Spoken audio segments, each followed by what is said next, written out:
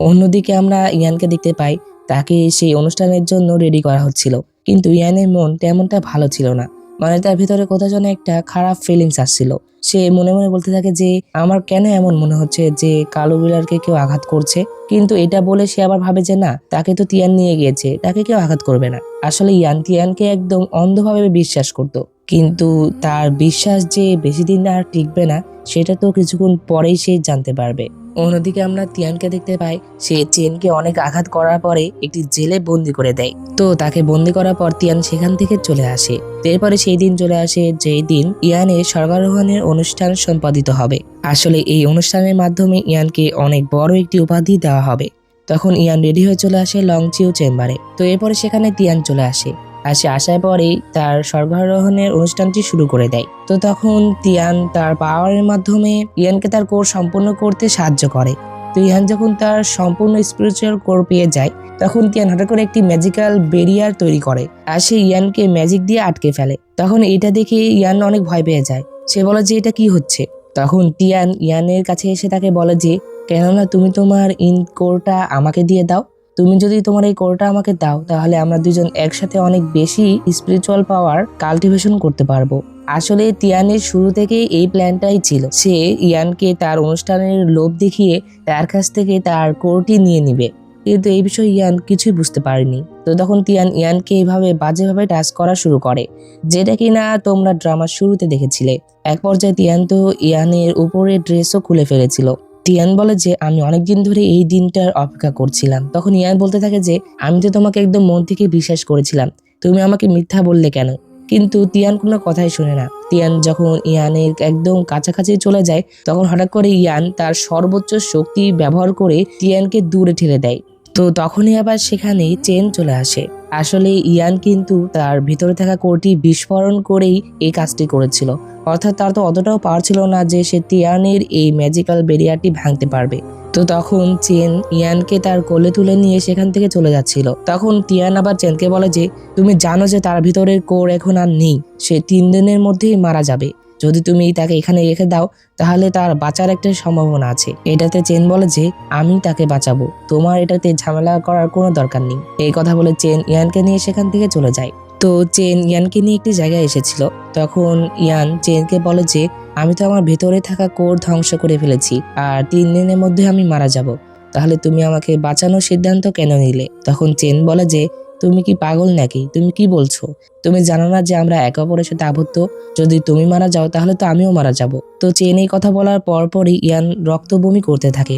তখন এটা দেখে চেন ইয়ানকে কিছুটা স্পিরিচুয়াল পাওয়ার দেয়, যেটাতে সে যেন কিছুটা শক্তি পায়।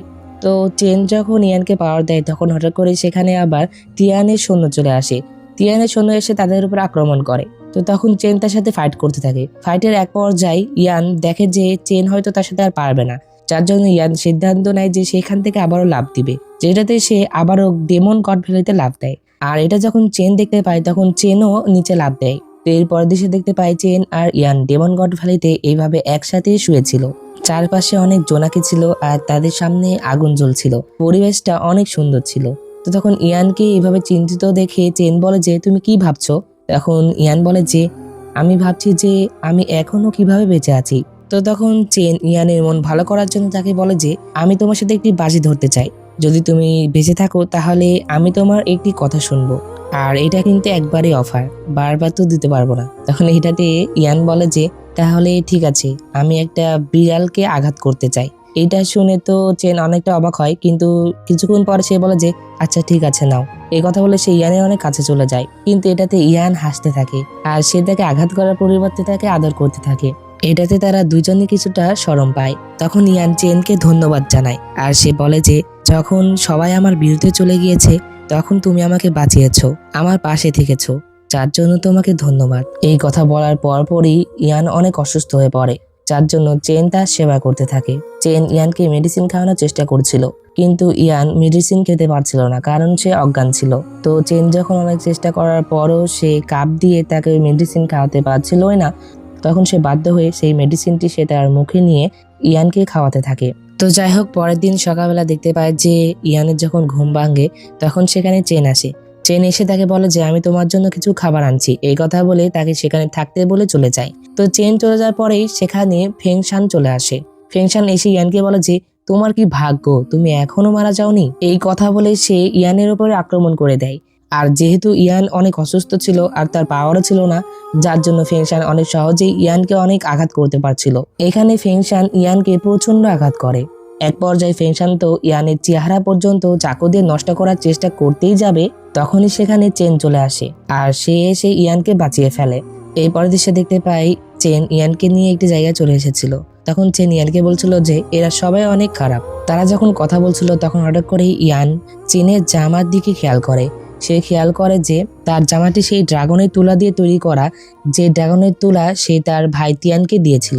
আসলে ইয়ান তিয়ানকে তার ভাই মনে করত আর সে তিয়ানকে ভাইয়ের মতোই ভালোবাসতো।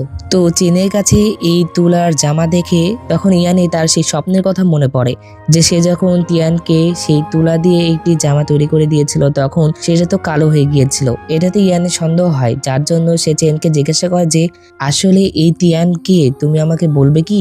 এটাতে চেন অনেকক্ষণ চুপ করে থাকে, কিন্তু ইয়ান যখন জোর করে তখন চেন বলে যে আসলে সে আমার বড় ভাই আর সেই আসল প্রাচীন জাদুকরী রাক্ষস শাহ। তখন এই কথা শুনে তো ইয়ান অনেক অবাক হয়ে যায়। তখন সে চেনকে জিজ্ঞাসা করে যে তাহলে আমার বড় ভাই কোথায়, তাড়াতাড়ি বলো। তো তখন চেন তাকে 3 বছর আগের ঘটনা বলতে থাকে। 3 বছর আগে আমাদের সেই গুহাটা দেখানো হয় যেখানে শাহকে লুমিং সিল করেছিল। লুমিং যখন শাহকে সিল করে চলে গিয়েছিল তখন সেখানে চেনের উৎপত্তি হয়েছিল, কিন্তু তার উৎপত্তি কিভাবে হলো এটা তো আমরা ড্রামার শেষে জানতে পারবো। তো তখন সেখানে আবার তিয়ান আসে, আর এই তিয়ান আসল তিয়ান, অর্থাৎ এটাই ইয়ানের ভাই ছিল। তিয়ান এসে দেখে যে তাদের এই সিলটি ভেঙে যাচ্ছিল, যার জন্য সে পাওয়ার দিয়ে সেই সিলটি আবারও ঠিক করছিল। কিন্তু তখন শাহও সেই সিলটি নষ্ট করার চেষ্টা করছিল। তো শাহ যখন একা তাকে বাধা দিতে পারছিল না তখন চেনও তাকে সাহায্য করে, যেটাতে তিয়ানও একা সামলাতে পারছিল না। কিন্তু এক পর্যায়ে সে যখন তার সর্বোচ্চ শক্তি দিয়ে আঘাত করে তখন সেই সিলটিও ভেঙে যায় আর চেন আর শাহের উপরে এসে আঘাত লাগে। কিন্তু শাহ আর চেনদের আঘাত করতে গিয়ে তিয়ান তার সর্বোচ্চ পাওয়ার ইউজ করার মাধ্যমে সেখানেই মারা যায়। তো শাহ যখন দেখে তিয়ান মারা যায় তখন সে সিদ্ধান্ত নেয় সে তিয়ানের দেহটা নিয়ে নেবে। আর এখানে আমরা দেখতে পাই যে চেন অনেক ভালো ছিল, কিন্তু তার ভাই শাহ অতটাও ভালো ছিল না। তার ভাইয়ের মনের ভিতরে অনেক লোভ আর অনেক আকাঙ্ক্ষা ছিল। তো এরপর থেকে শাহ তিয়ানের বডি ইউজ করার মাধ্যমে তিয়ানের সম্প্রদায় শাসন করা শুরু করে। তার মানে 3 বছর আগে ইয়ানের ভাই তিয়ান মারা গিয়েছিল আর এরপর থেকে শাহ তার ভাইয়ের বডি ইউজ করছিল। কিন্তু শাহ যখনই তিয়ানের বডি গ্রহণ করে তখনই তিয়ানের যে পোশাক ছিল সেটা কালো হয়ে যায়, কারণ সেটা সেই ড্রাগনের তুলা দিয়ে তৈরি করা ছিল। আর এই ড্রাগনের তুলা দিয়ে যে জামাটি তৈরি করা হবে তার স্পর্শে যদি কোনো মন্দ আভা আসে তাহলে সেটা কালো হয়ে যায়। আর যেহেতু শাহ একটি রাক্ষস ছিল যার জন্য সেই পোশাকটি কালো হয়ে যায়। কিন্তু তখন শাহ সেই পোশাকটি চেনকে পরিয়ে দেয় আর তাকে বলে যে এখন থেকে তুমি ডেমন লর্ড আর তুমি এই ডেমন গড ভ্যালিটা পাহারা দিবে আর এখানে শাসন করবে। তো এই কথাগুলো শোনার পরে ইয়ান তো একদমই অবাক হয়ে যায় আর সে এতটাই কষ্ট পায় যার জন্য তার কথাই হারিয়ে যায়। তখন ইয়ান কান্না করতে শুরু করে। তো যাই হোক, এরপরের দৃশ্যে দেখতে পায় যে ইয়ান আবারও তার স্পিরিচুয়াল পাওয়ারের মাধ্যমে সেই পোশাকটি সাদা করে ফেলে, অর্থাৎ সেটা আবারও পবিত্র করে ফেলে। আর তখন সে মনে মনে বলতে থাকে যে তিয়ান, আমি তোমার প্রতিশোধ নিবই। ইয়ান সেই পোশাকটি নিজে পরে নেয় আর এই পোশাকের ভিতর যেহেতু সেই ড্রাগনের কোর ছিল, যার জন্য এটা পরার মাধ্যমে অর্থাৎ এটা গ্রহণ করার মাধ্যমে ইয়ানের ভিতরে তার কোরের একটি অংশ পুনরুদ্ধার করতে পেরেছে। এখন তার কোরে শুধুমাত্র আর বাকি 2টা অংশই খুঁজে পেতে হবে। যদি সে সেই 2টা অংশ খুঁজে পায় তাহলে সে তার কোরটি আবারও পূরণ করতে পারবে আর সে মারা যাওয়ার হাত থেকেও বেঁচে যাবে। তো যাই হোক, এই পার্টটি এখানে শেষ হয়ে যায়। তো বন্ধুরা, ড্রামাটি তোমাদের কাছে কেমন লেগেছে আর এর পরবর্তী পার্ট চাও কিনা সেটা অবশ্যই কমেন্টে জানিয়ে দাও। ভিডিওটি ভালো লেগে থাকলে অবশ্যই লাইক করে দাও আর আমার চ্যানেলে নতুন হয়ে থাকলে চ্যানেলটি সাবস্ক্রাইব করে পাশে থাকা বেল বাটনটি অলে ক্লিক করে দাও, যাতে পরবর্তী ভিডিও নোটিফিকেশন সবার আগে তোমার কাছে পৌঁছে যায়। তো দেখা হচ্ছে পরবর্তী এক্সপ্লেনে। আল্লাহ তাআলা তোমাদের ভালো রাখুক, সুস্থ রাখুক এই কামনা করে আজকের ভিডিও এখানে শেষ করছি। আল্লাহ হাফেজ।